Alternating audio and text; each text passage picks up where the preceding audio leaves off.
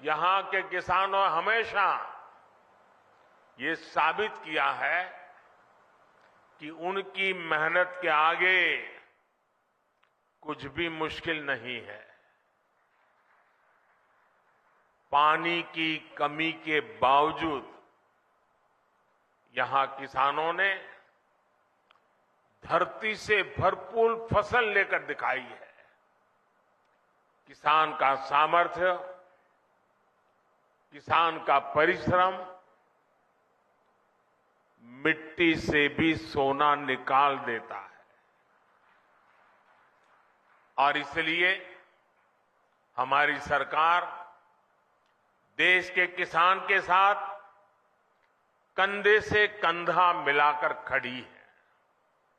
साथियों, आजादी के इतने दशक बाद आज देश में ऐसी सरकार आई है जो किसान का दुख दर्द समझती है, किसान की चिंता समझती है। इसलिए बीते 9 वर्षों में भारत सरकार द्वारा लगातार किसान हित में फैसले लिए गए हैं। हमने बीज से बाजार तक किसानों के लिए नई व्यवस्थाओं का निर्माण किया है। मुझे याद है, यहां राजस्थान के सूरतगढ़ से ही हमने 2015 में सॉइल हेल्थ कार्ड योजना शुरू की थी। इस योजना के माध्यम से हमने देश के किसानों को करोड़ों सॉइल हेल्थ कार्ड दिए। इन कार्डों की वजह से आज किसानों को मिट्टी की सेहत के बारे में पता चल रहा है। वो उसी हिसाब से खाद का इस्तेमाल कर रहे हैं। मुझे खुशी है कि आज फिर राजस्थान की धरती से किसानों के लिए एक और बड़ी योजना शुरू की जा रही है। आज देश भर में 1.25 लाख से ज्यादा प्रधानमंत्री किसान समृद्धि केंद्र राष्ट्र को समर्पित किए गए हैं। ये सभी केंद्र सच्चे अर्थों में किसानों की समृद्धि का मार्ग प्रशस्त करेंगे। ये एक तरह से किसानों के लिए वन स्टॉप सेंटर है। आप किसान भाई बहनों को अक्सर खेती से जुड़े सामानों के लिए, दूसरी जरूरतों के लिए अलग अलग जगह पर जाना पड़ता है। अब आपको ऐसी मुश्किलों का सामना नहीं करना पड़ेगा। अब प्रधानमंत्री किसान समृद्धि केंद्र किसानों को वहां से बीज भी मिलेगा और खाद भी मिलेगा। इसके अलावा खेती से जुड़े औजारों और दूसरी मशीनें भी इस केंद्र पर मिला करेगी। ये सेंटर खेती से जुड़ी हर आधुनिक जानकारी किसानों को देंगे। मैंने देखा है कि मेरे किसान भाई बहनों को कई बार योजना की सही जानकारी न होने की वजह से भी मेरे किसान भाइयों बहनों को बहुत नुकसान होता है। ये प्रधानमंत्री किसान समृद्धि केंद्र अब किसानों को हर योजना की समय पर जानकारी का भी जरिया बनेंगे। और साथियों, ये तो अभी शुरुआत है और मैं मेरे किसान भाइयों से आग्रह करता हूं, आप भी एक आदत डालिए। भले आपको किसानी से लेने कोई चीज खरीदनी नहीं है, लेकिन अगर आप बाजार में गए हैं, उस नगर में अगर किसान समृद्धि केंद्र है, कुछ भी नहीं खरीदना है तो भी वहां चक्कर काटिए। क्या चल रहा है जरा देखिए। आपने देखा होगा हमारी माताएं बहनें सब्जी लेने जाती हैं, लेकिन अगर कहीं साड़ी की दुकान दिखा दी, नहीं भी खरीदना होगा लेकिन चक्कर काटेगी, नया क्या आया है, वैरायटी कौन सी आई है, जरूर देखेगी। मेरे किसान भाई बहन भी ऐसे थोड़ा समय निकाल के आदत डाले कि जब भी गए हैं नगर में और वहां किसान समृद्धि केंद्र है, जरूर चक्कर काटेंगे, हर वैरायटी पर नजर डालेंगे, क्या नया आया है क्या नहीं, देखते रहेंगे। आप देखिए बहुत बड़ा लाभ होगा। साथियों, इस साल के अंत तक देश में 2.25 लाख से ज्यादा प्रधानमंत्री किसान समृद्धि केंद्र और बनाए जाएंगे। 2.25 लाख। साथियों, आज केंद्र में जो सरकार है वो किसानों के खर्चे कम करने के लिए, उनके खर्चों में हाथ बटाने के लिए पूरी ईमानदारी से काम कर रही है। पीएम किसान सम्मान निधि दुनिया की सबसे बड़ी योजना है जिसमें किसानों के बैंक खातों में सीधे पैसे ट्रांसफर किए जाते हैं। आज की 14वीं किस्त को जोड़ दें तो अब तक 2,60,000 करोड़ रुपए, 2,60,000 करोड़ से भी ज्यादा रुपए किसानों के बैंक खाते में सीधे भेजे गए हैं। इन पैसों ने छोटे छोटे अनेक खर्च निपटाने में किसानों की बड़ी मदद की है।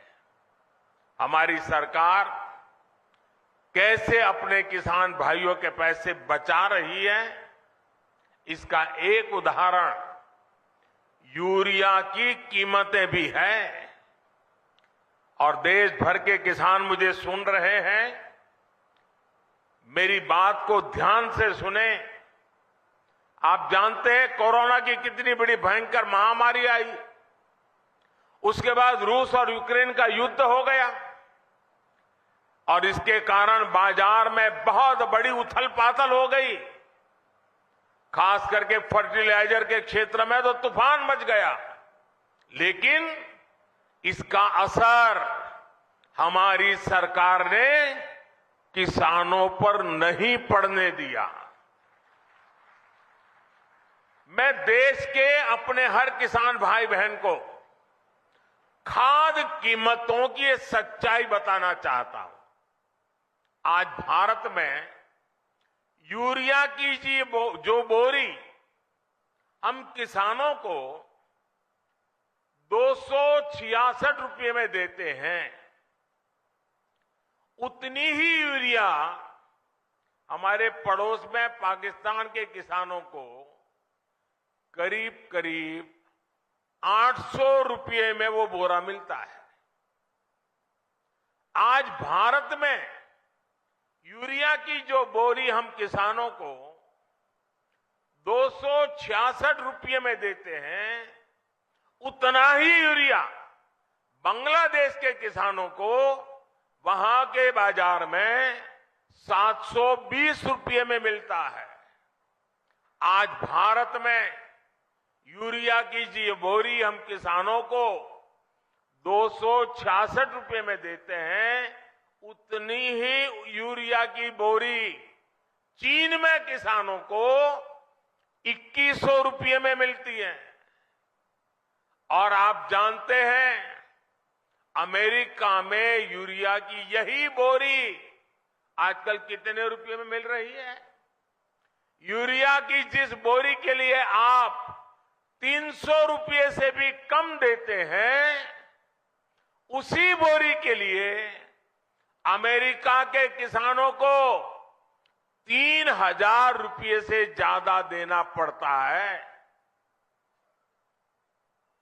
कहां 300 और कहां 3,000?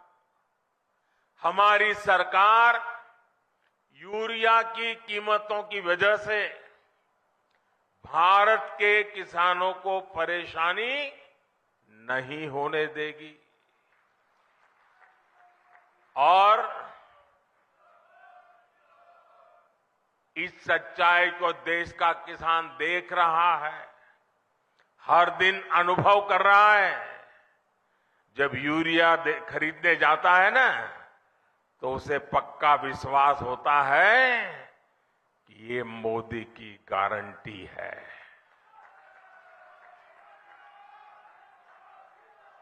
गारंटी किसको कहते हैं, वो किसान को पूछोगे तो पता चलेगा।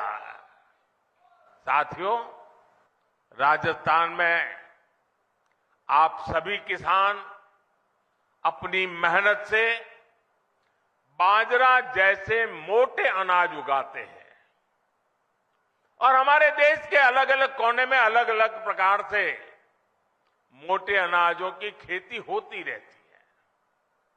अब हमारी सरकार ने मोटे अनाजों के लिए श्री अन्न की उसे पहचान दी है।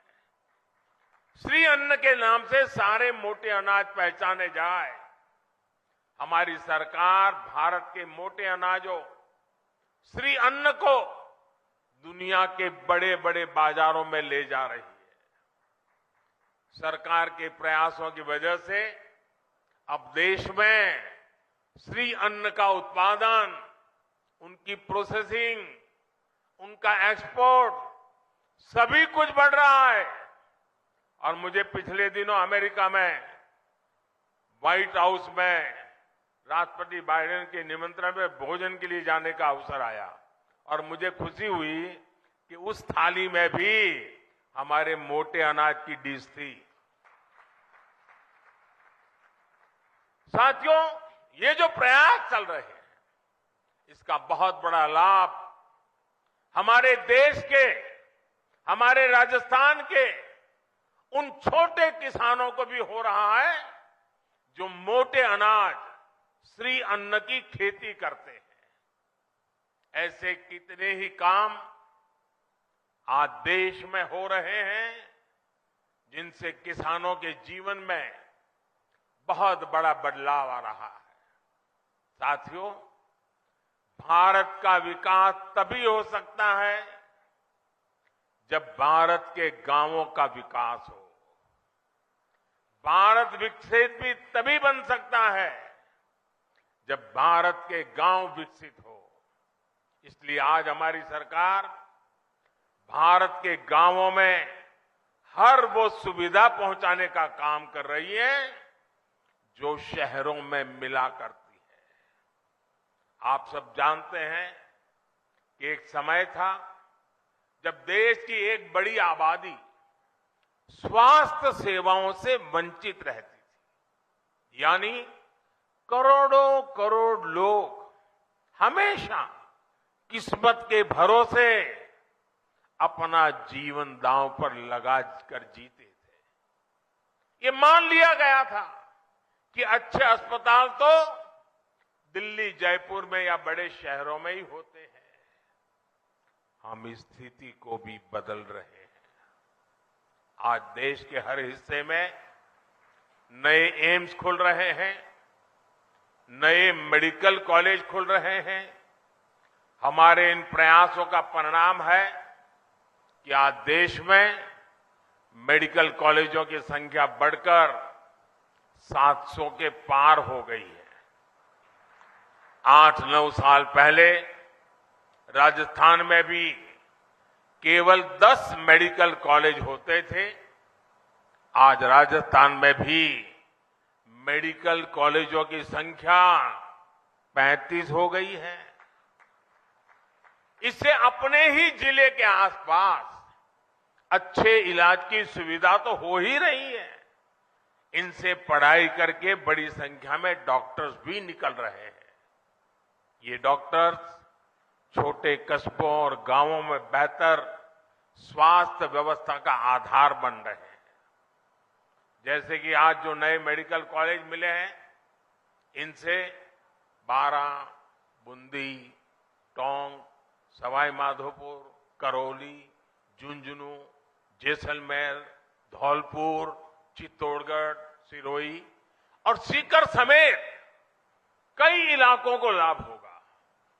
इलाज के लिए अब लोगों को जयपुर और दिल्ली के चक्कर नहीं लगाने पड़ेंगे। अब आपके घर के पास अच्छे अस्पताल भी होंगे।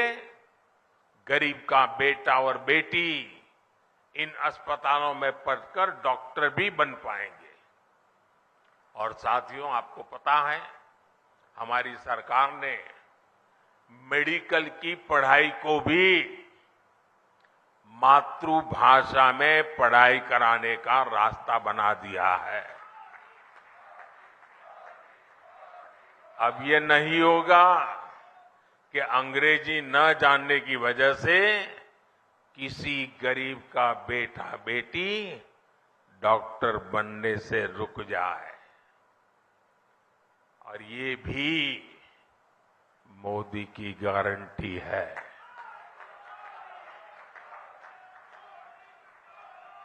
भाइयों और बहनों, दशकों तक हमारे गांव और गरीब इसलिए भी पीछे रह गए क्योंकि गांवों में पढ़ाई के लिए अच्छे स्कूल नहीं थे।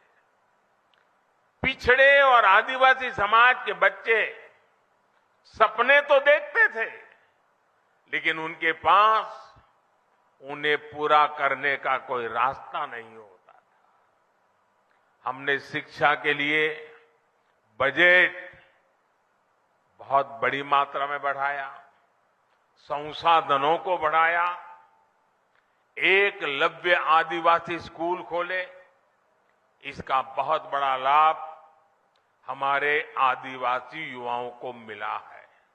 साथियों, सफलता तभी बड़ी होती है जब सपने बड़े होते हैं। राजस्थान तो देश का वो राज्य है जिसके वैभव ने सदियों तक दुनिया को हैरान किया है।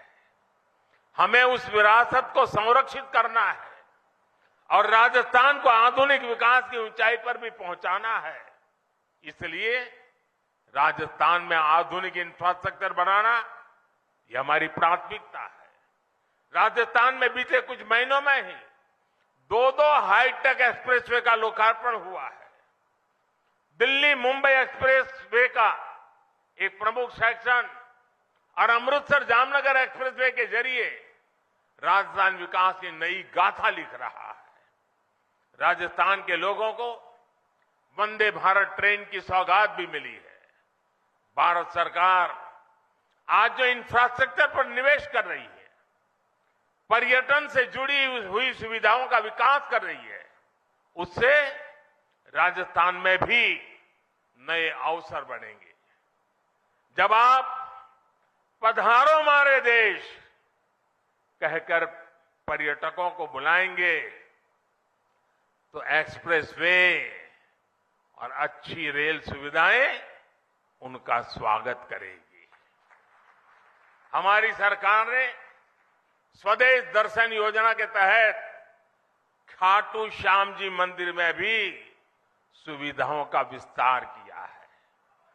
मुझे भरोसा है कि श्री खाटू श्याम के आशीर्वाद से राजस्थान के विकास को और भी गति मिलेगी।